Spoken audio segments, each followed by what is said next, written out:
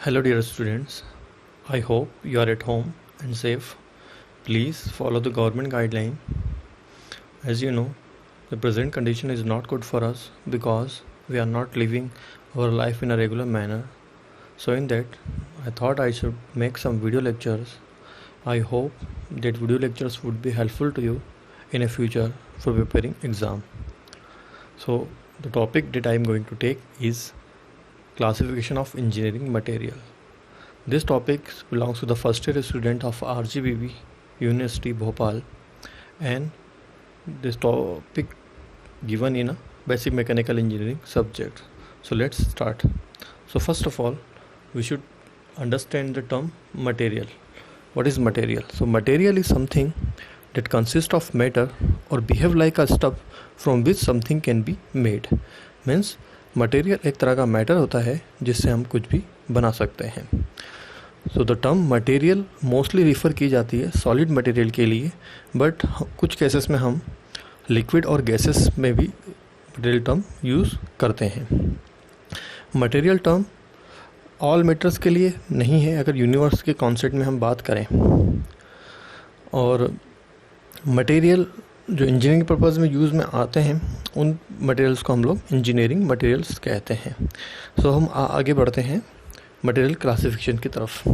सो जैसे कि हम लोग यहाँ देख रहे हैं, इंजीनियरिंग मटेरियल को यहाँ पर कुल दो कैटेगरी में डिवाइड किया गया है. फर्स्ट है मेटल एंड दूसरा है नॉन मेटल. सो अब हम वन बाय वन इनके बारे में जानते हैं. सो सबसे पहले मेटल्स. मेटल क्या होते हैं? Metal are those element which readily gives up electron to form metallic bond. Means metal वो एलिमेंट होते हैं जो इजीली इलेक्ट्रॉन छोड़कर मेटेलिक बॉन्ड बना लेते हैं, मेटल्स कहलाते हैं. मेटल जो हैं प्योर मेटल्स फॉर्म करना फ्रॉम देयर ओर काफ़ी टिपिकल मेथड होती है और काफ़ी कॉस्टली होती है, और इस मेथड से हम लोग 99.99% ही मेटल फॉर्म कर सकते हैं. अगर हम मटेरियल के एग्जाम की बात करें तो ये रहेंगे एल्यूमिनियम, आयरन एंड कॉपर. अब हम देखते हैं मेटल्स की कुछ खासियत. तो मेटल जो होते हैं वो रूम टेम्परेचर पर सॉलिड्स होते हैं, और जितने भी सॉलिड्स होते हैं उनका क्रिस्टलाइन स्ट्रक्चर होता है. मेटल्स जो होते हैं वो good conductor of heat and electricity होते हैं. और metal are generally malleable, ductile and highly dense due to close packing of atom. So this is all about the metals. Now metals को अगेन यहाँ पर हम लोग देखें तो फिर से दो कैटेगरी में डिवाइड किया गया है, फेरस मेटल एंड दूसरा है नॉन फेरस मेटल. सो अब हम बात करें अगर फेरस मेटल की, तो ferrous metal are those metal having iron as a main constituent. Means ferrous metal वो मेटल होते हैं जिनमें आयरन मेन कंस्टिट्यूएंट होता है. वैसे मेटल्स जैसा मैंने बताया आपको 100% प्योर मेटल नहीं हमें मिलता. इनमें मेटल्स में जब भी हम लोग आयरन, फेरस मेटल या नॉन फेरस मेटल की बात करेंगे तो इनमें अलॉय होंगे ही. इसी तरीके से अगर हम बात करें नॉन फेरस मेटल की, तो नॉन फेरस मेटल जिसमें आयरन का बिल्कुल भी परसेंटेज नहीं होगा, 0% आयरन यहाँ होगा, सो ये नॉन मेटल्स होंगे. सो नॉन मेटल्स के यहाँ पर एग्जांपल हम लोग देखें तो वो हैं एल्यूमिनियम, कॉपर, लीड, मैग्नीशियम, निकल, टीन और जिंक. नाउ अगेन अगर हम लोग वापस से देखें तो फेरस मेटल को फिर से दो कैटेगरी में डिवाइड किया गया है, जो है cast iron and steel. So cast iron की अगर हम बात करें तो कास्ट आयरन बनता है आयरन को कार्बन के साथ मिलाने पर. अगर कार्बन का परसेंटेज हम लोग 2 से लेकर 6.7 तक रखें तो इससे हमें कास्ट आयरन मिलते हैं. और यहीं अगर हम लोग बात करें स्टील की, तो आयरन में अगर 2% से कम कार्बन अगर मिलाया जाए तो हमें स्टील्स मिलता है. अगर हम बात करें कास्ट आयरन की, तो कास्ट आयरन जो होता है वो हार्ड होता है because of carbon percentage. And जैसे जैसे हम लोग कार्बन परसेंटेज बढ़ाते जाएंगे, cast iron becoming more hard. So grey cast iron, white cast iron, malleable और ideal cast iron the example of cast iron. उसी तरीके से माइल्ड स्टील के जो एग्जांपल्स रहेंगे, सॉरी स्टील्स के जो एग्जांपल रहेंगे वो रहेंगे mild steel, high carbon steel, high speed steels. So these are all are the example of steels and cast iron. So अब हम बात करते हैं नॉन मेटल्स की. सो नॉन मेटल्स के बारे में जानते हैं. Non metals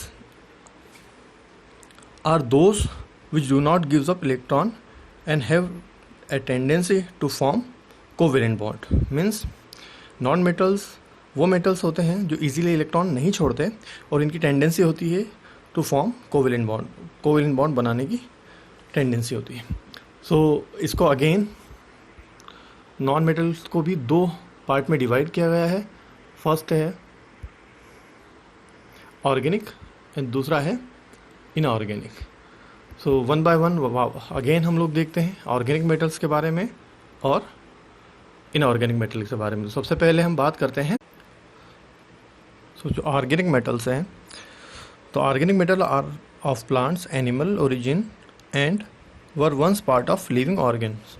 means organic material हमें प्लांट से, एनिमल वेट से और जीवित जंतु से हमें मिलते हैं. Essentially, the organic material have a complex structure and consist of different combination or formulation of carbon, hydrogen, oxygen and other non-metallic elements. So if we talk about the examples, so there we are having the example plastics, rubber, leather, paper, woods and petroleum products. So these are the example of organic metals. Now if we come to the property of the organic material, so organic material जो होते हैं light in wait होते हैं, soft होते हैं और ductile होते हैं. एंड ये poor conductor of heat and electricity होते हैं. And they offer poor resistance to the temperature. They are dimensionally unstable and combustible. They offer excellent resistance to the corrosion. So ये खासियत होती है ऑर्गेनिक मटेरियल की. अब हम बात करते हैं इनऑर्गेनिक मटेरियल की. तो inorganic material are the compound of metallic और non metallic element but they don't contain any animal और vegetable cells. Means inorganic material जो है कंपाउंड होते हैं मेटल और नॉन मेटल के, और ये एनिमल और वेजिटेबल सेल्स कंटेन नहीं करते हैं. अगर हम इनके कॉमन एग्जाम्पल्स की बात करें तो यहाँ हम लोग देखते हैं ceramic, cement, glass, graphite and minerals इसके एग्जांपल्स हैं. और अगर हम बात करें again the property, so the inorganic material consist they are good chemical, electrical and thermal, magnetic and structural properties. They are harder and stiffer than steel. They are more resistant to high temperature and harsh environment. So they are less dense than most of the metal and their alloy. So these are the speciality of the inorganic material. So this is all about the engineering material classification. So यहाँ पर मैं ये lectures end कर रहा हूँ.